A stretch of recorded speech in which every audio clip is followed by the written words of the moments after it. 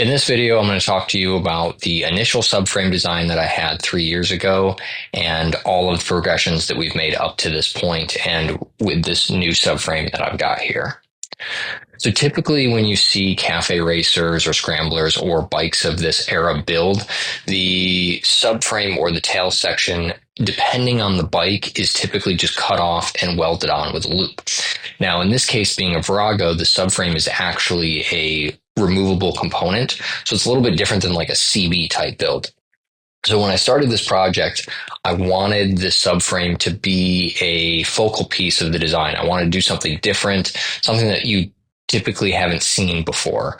So most people just weld steel tube together and make the subframe, and that's really quick, dirty, and easy. But I just want to do something a little bit different. So 3 years ago, I made a video and I talked to you about the subframe that I was working on, which was going to be a billet CNC piece, which I have here and I'll show it to you.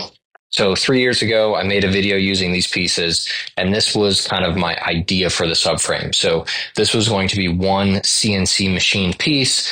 This obviously was going to be another CNC machine piece, and it would bolt up on the bike like such, right? Kind of in this general idea. The back section, though, with it being so complex, couldn't really be machined.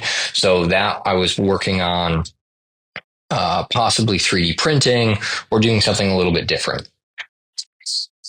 So throughout iterations of the design, I didn't really like that initial triangle shape. So I worked with one of my good friends, Jesse, and he helped me kind of come up with this design that you see here. It just looks a little bit more streamlined. It looks a lot nicer. And this tail section, which was all entirely sketched up by him, looks really, really nice. So we were thinking that these two pieces would still be CNC machined, and this rear piece would be some sort of 3D printed carbon fiber, or probably just 3D printed. It doesn't necessarily have to be carbon fiber. So we really liked this, how this looked. But then when it came time to look at manufacturing costs, I started going through Xometry or Proto Labs just to get some quotes on what this would actually be to start machining. And being that these are mirror images from side to side, it's essentially 4 independent pieces, and the cost was just really exponential. Like it would be a few $1,000s to make what you see here. So then I kind of was like, okay, I don't necessarily know if that's the route to go, just because the exponential cost of that compared to what the bike is really isn't worth it. And it's probably just too much more of a pain. Granted, I did have a friend who had a CNC machine that was going to work on this for me, but still the cost to just get the material and have it all programmed was going to be quite expensive. So then I started playing around with other ideas, right? So what else could I make the subframe out of? I stumbled across some videos online from a company called Easy Composites in the UK, and they do a lot of carbon fiber videos. So when you're familiar with if you're familiar with carbon fiber, right, it's just typically sheets, and you take the sheets and you make like large panels or smaller parts. But because it is a sheet, you are limited on like the geometry that you can create. But they had a video on their YouTube page talking about forged carbon fiber. So forged carbon fiber is essentially chopped up pieces of carbon fiber, not like a sheet. And then you mix it with resin and you compress it in a mold to create a solid part. The geometry is totally unique and can be completely complex. So it's parts that you wouldn't typically be able to make with traditional carbon fiber sheets. I thought, oh, this is really interesting, because they were using 3D printed molds. And I was thinking, okay, well, I can design my subframe, right? I can make the molds of it, and then I can create a forged carbon fiber piece of the subframe. So you might think carbon fiber is really expensive, but in reality, it's not all that expensive. So just to get a couple pounds of carbon fiber is not all that much money, like $50, $60, $70 for a couple pounds of it. And then you obviously need to get some resin. So ultimately it comes down to the fact that it can be a lot cheaper than making aluminum. They also did some videos talking about how strong it is compared to aluminum.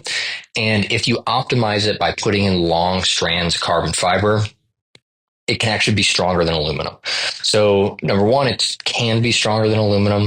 It's cheaper than aluminum, and you get these really organic shapes that you couldn't normally get with, well, I guess you could get it with aluminum, but it's just much easier to create. So like this tail section piece here, it would require a 5-axis CNC machine to make out of aluminum, but I can make it out of a 3D printed mold and some carbon fiber. So that means that I can create much more interesting and unique geometry out of carbon fiber than I could out of aluminum. Granted, I could make it out of aluminum, but because the amount of material you would need and the amount of CNC machining, it would just be really, really expensive. So I thought, okay, if I can make kind of any geometry I want, why don't I play around with some really interesting subframe design? And this is where this one comes in. So this one, it's all based on simulation. So what I did was I applied a load for a rider on where the seat would be, obviously. And the simulation tools told me exactly what the shape needed to be to get the strongest optimal result for the lightest amount of mass. So essentially it's also called topology optimization. There are a bunch of different names for it. And I thought this was really cool, but ultimately the look didn't really fit the bike all that well. And to mold this with all of the pockets and everything would be really, really difficult to create a forged carbon fiber piece out of this. So I kind of was stumbling here because I didn't necessarily know what I wanted to do.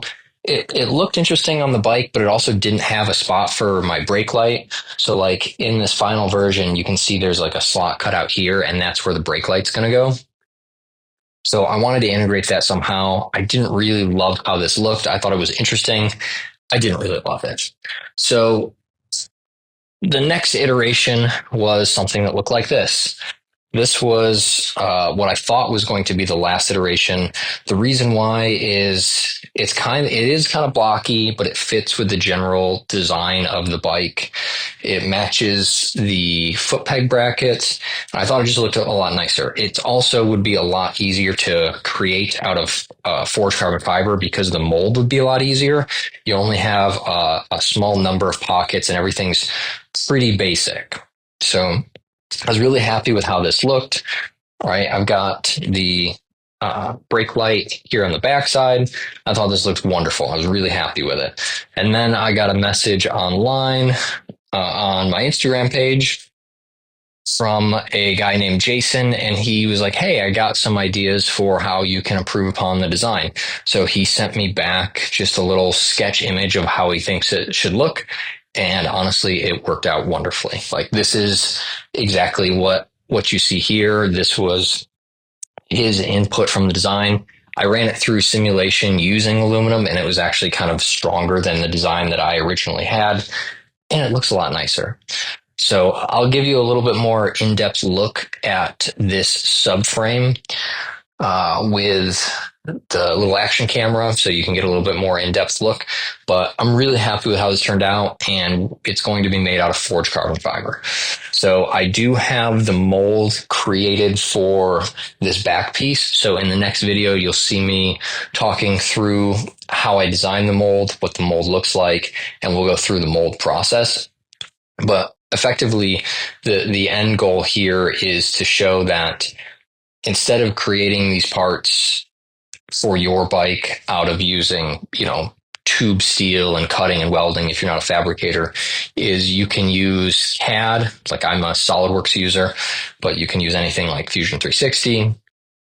And if you have a 3D printer, you can create molds and then create carbon fiber parts that are just as strong as aluminum, literally just with a 3D printer. So I'm hoping that some of the stuff that I put out helps you guys create your own parts and creates some really cool forged carbon fiber components. Also, I haven't seen a lot of forged carbon fiber on bikes like this, especially a full subframe. So if I'm able to pull this off, it will be at least the first one that I'm aware of. that has a fully forged carbon fiber subframe on a motorcycle, and I think that's going to be really cool. It'll be really interesting, and just pushing the boundaries of what we're seeing out there. The other thing is it's going to be a lot lighter than aluminum, so it's going to be really cool. So stay tuned for the next video. And actually, let me show you around this a little bit more and give you a little bit more in-depth tour. All right, so here's how the bike looks with the prototype subframe that I have on here. Granted, I only have one side on at the moment, but this is the look here. So I wanted to show you exactly how this looks as a side profile and also where it mounts. So up here where the front side is, you'll see there's actually a factory on the subframe, or on the frame itself, there's a metal piece that goes across there. And I've clamped a mount in there, and then we're going to bolt through it. This bolt is obviously way too small for the final piece, but it's just in there for prototyping. And then obviously it bolts down to the subframe here. On the bottom side of my seat, you'll see some of these mounts. So I'm bolting it directly to the seat, or the seat's being bolted directly to it. And then obviously we've got this back piece. This is going to be the first one that we're creating the mold out of. You can see it's split right here, and this back piece will connect it. So this entire side piece here will be one forged carbon fiber piece, or at least that's the hope. I'm going to start with that, and if it doesn't work out, I'll obviously have to split it up into a few different components. So obviously this is a seat from Tough Side.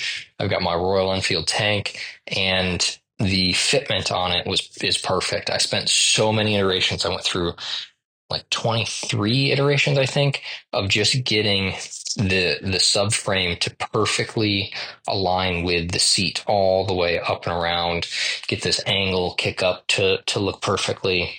It just took so much time. So thank you guys for tuning into this video. Please let me know in the comments or find me on Instagram and ask me questions on forged carbon fiber. I'm really excited to create the mold and create the parts and see exactly how it turns out. I've never done any forged carbon fiber, so you and I are going to learn together exactly this process and how it works, but I'm really excited. I'm really hoping that this turns out exactly the way I'm planning.